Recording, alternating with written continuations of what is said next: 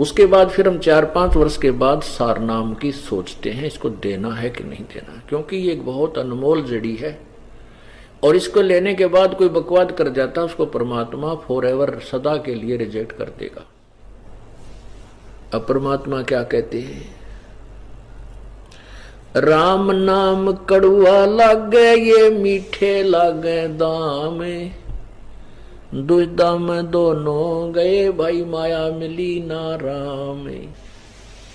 अब इन बातों को हमने बहुत गहराई से मनन करना है। सत्संग सुनने के बाद इनके ऊपर मनन करना चाहिए। ज्ञान सुनते हैं और उसके ऊपर मनन करके फिर अनुसरण करते हैं तो हम सफल होंगे, अवश्य होंगे। पुण्यात्माओं, जो बच्चे अभी जो श्रोतागण अभी आए हैं, कोई 2 वर्ष से, कोई 3 वर्ष से, कोई 4 वर्ष से, और जो उससे पहले के अभी तक लगे हुए हैं वो तो इन बातों से परिचित हो चुके हैं और उन्होंने अपने सब क्रियाओं को चेंज भी कर लिया है, बदल लिया है। यदि कोई नहीं बदल पा रहा है तो कर्महीन है। बदल जब तक नहीं पाते, जैसे ही हम कोई कार्य करने लगते हैं, नाम उपदेश ले रखा है और हमारा कोई, जैसे कोई लड़की का ब्याह है या कोई मकान बनाना है या कोई और ऐसी व्यवस्था, जमीन खरीदनी है, और उसमें हमें सहयोग प्रभु का नहीं मिल पा रहा तो हमारी कोई वीकनेस है, कमजोरी है। परमात्मा हमें सहयोग नहीं दे रहा, चाहे हम 10 वर्ष से 15 वर्ष से नाम लिए हुए। फिर वो व्यक्ति क्या करता है, वो फिर अपनी मर्यादा को नहीं निभा पाता और फिर कहीं ना कहीं से तिगड़मबाजी शुरू कर देता है। कोई न कोई 2 नंबर से कहीं ना कहीं इधर उधर से करने की चेष्टा करता है, फिर वो भगवान से दूना दूर होता चला जाता है। परमात्मा कहते हैं, सतगुरु के दरबार में कमी कहे की ना, अंसा मौज न पावता तेरी चूक चाकरी मान। इस कबीर भगवान के दरबार में किसी भी प्रकार की कोई त्रुटि नहीं रहेगी, किसी चीज की कमी नहीं है, आपको सर्व उचित लाभ मिलेंगे। यदि आप अनुचित डिमांड करोगे, मांग करोगे तो नहीं होगा। आपकी जो आवश्यक वस्तुएं हैं, आपको जो आवश्यक धन है, आवश्यक जो कार्य हैं, वो अवश्य होंगे, क्योंकि ये वो परमात्मा है जिसके शब्दकोश में असंभव शब्द नहीं है। इस परमात्मा की डिक्शनरी में इम्पॉसिबल वर्ड नहीं है। ये वो परमात्मा है, ये कबीर भगवान है, कबीर देव है।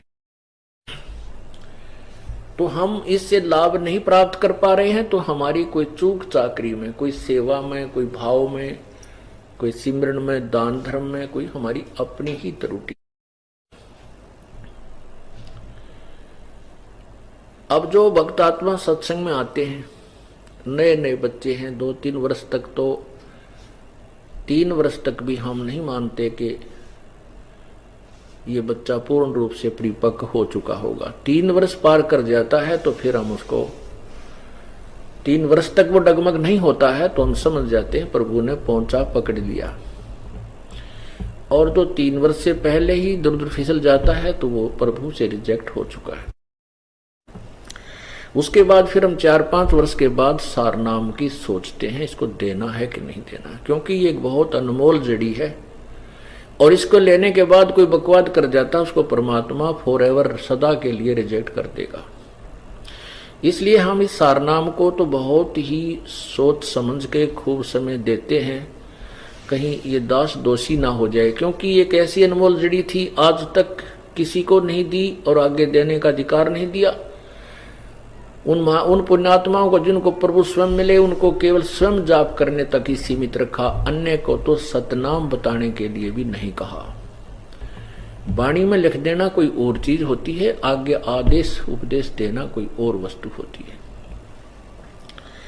और वो जड़ी इस दास को दी है और मैं इसको बहुत सूझबूझ से प्रयोग नहीं करूंगा तो मैं दोषी हो जाऊंगा। ऐसी गलती ये दास नहीं करेगा, क्योंकि मेरा उद्देश्य कोई और नहीं है, केवल कल्याण करना है, स्वार्थ नहीं है। स्वार्थी व्यक्ति डूब सकता है। अपना उद्देश्य केवल आपकी आत्मा का कल्याण करना है और अपना गेल करवाना है। इसमें मेरे कल्याण में कोई बाधा हो मैं बिल्कुल नहीं करूंगा, चाहे कोई रुष्ट हो, चाहे राजी रहे, चाहे कोई मता हो, चाहे सारा संसार हो, क्योंकि अपना कल्याण प्रथम है। उसके बाद आप तरह जगतार ही, फिर सारे संसार को भी तारा जा सकता है। पूरे विश्व को एक ही सतगुरु बहुत है।